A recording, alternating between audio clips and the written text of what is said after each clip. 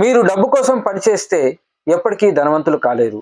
చేస్తున్న పనిని మీరు ఇష్టపడి ఎప్పుడైతే కస్టమర్కి మొదటి స్థానాన్ని ఇస్తారో అప్పుడు మీకు అనుకోకుండానే డబ్బు రావడం స్టార్ట్ అవుతుంది అని ఒక పెద్ద మార్కెటర్ చెప్పిన మాట ఇది. మీ క్లయింట్ మిమ్మల్ని చూసి ఎప్పుడైతే పాజిటివ్గా నమ్ముతాడో, మీరిచ్చే సర్వీస్కి ఫిదా అవుతాడో, ఇక చూడండి మీరు బిజినెస్ గురించి వెతుక్కోని అవసరం లేదు. మరి ఆ బిజినెస్ రావాలంటే ముఖ్యంగా కొన్ని బేసిక్స్ టు ఫాలో అప్ వరకు పాటించాలి. 8 స్టెప్స్ ఉంటాయి. ఆ 8 స్టెప్స్ మీరు జీవితంలో అంతర్భాగం చేసుకొని విజన్ బోర్డు మీద రాసుకొని వాటిని మీరు పాటించినట్లయితే మీరు తప్పకుండా విజయాన్ని సాధిస్తారు. మరి ఆ యొక్క 8 పాయింట్లు ఏమిటి అని తెలుసుకునే ముందు నేను MK Shankar, welcome to our channel Shankar's advisory. మొదటిది, కస్టమర్తో మీ రిలేషన్షిప్ ఏర్పాటు చేసుకోండి. ఏ విధంగా అయితే ఫిష్ అండ్ వాటర్ ఉంటుందో ఆ విధంగా మీరు మీ బంధాన్ని కలిగి ఉండాలి. ఎప్పుడు కూడా మీ యొక్క క్లయింట్కి అతడి అవసరాలకు తగ్గట్టుగానే మీరు సూచనలు ఇవ్వాలి. అలా ఇచ్చినట్లయితే తను మిమ్మల్ని నమ్ముతాడు. రెండవది, వారి కోరికలు మీరు గుర్తించుకొని వాటికి తగ్గ సలహాలు ఇవ్వండి. ఎప్పుడు కూడా మీరు మీ యొక్క క్లయింట్ యొక్క ఆశలు, కోరికలు వాటిని మీద మీరు పనిచేసి అతడిని అంతిమ లక్ష్యాలకు చేరుకునేలాగా మీరు చేయగలిగితే కస్టమర్ మీతోనే ఉంటాడు. అతడికి ఏ అవసరం వచ్చినా కూడా మీకే ఫోన్ చేస్తాడు. ఇదే మీ యొక్క మొదటి విజయం. ఒక ఎగ్జాంపుల్గా చెప్తే, ఒక క్లయింట్ మీ దగ్గరికి వచ్చి మా పాప మ్యారేజ్ కోసం ఒక మంచి పాలసీ సజెస్ట్ చేయండి అన్నారనుకోండి. అప్పుడు మీరు అతడిని కొన్ని క్వశ్చన్లు అడగండి. ఏమని? పెళ్లి చేయడానికి ఎంత అమౌంట్ అవసరమని. అప్పుడు అతడు మీకు చెప్తాడు 5 లక్షలని. మీరు అప్పుడు 5 లక్షలని చెప్పి మీ వద్ద ఉన్న పాలసీని అతనికి అంటకట్టకండి. ఎందుకంటే పాలసీ ఈరోజు 5 లక్షలు ఒక 20 సంవత్సరాల తర్వాత ఏ దానికి పనికిరాదు. 5 లక్షలు అప్పుడు అతనికి మినిమం 20 lakhs ఉండేలాగా చూడాలి.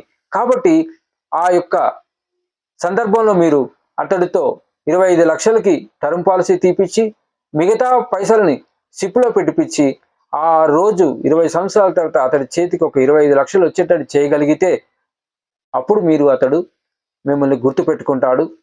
అంతేకాకుండా తన సర్కిల్లో మీ గురించి ప్రచారం కూడా చేస్తాడు.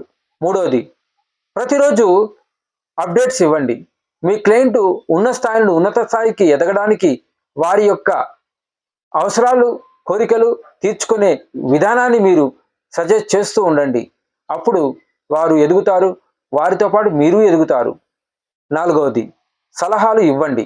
మీ వద్దకు కస్టమర్ వచ్చాడంటే దాని అర్థం అతడికి తెలియక కాదు, అతడికి తప్పో ఒప్పో తెలియక మీ దగ్గరికి వచ్చాడు. కాబట్టి ఇక్కడ మీరు సజెస్ట్ ఇచ్చేటప్పుడు సిన్సియర్గా సజెషన్ చేయండి.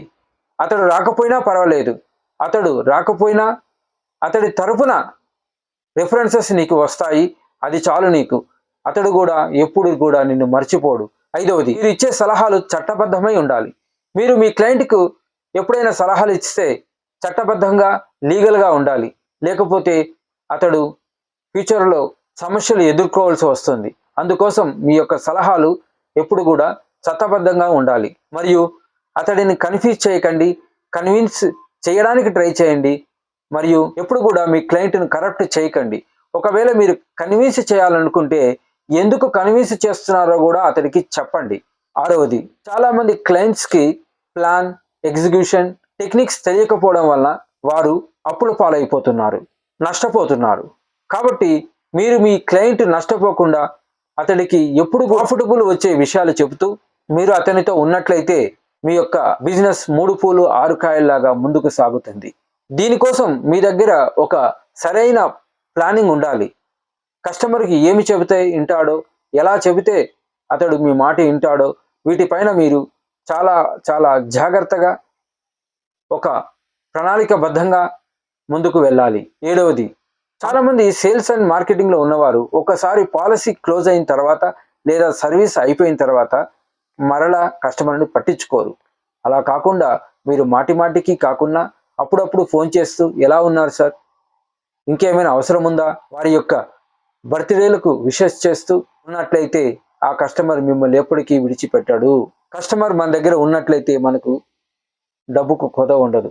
8వది, కృతజ్ఞతలు చెప్పాలంటే ఏదో నోటి ద్వారా పెదవి మీద చెబుతారు, అది కాదు.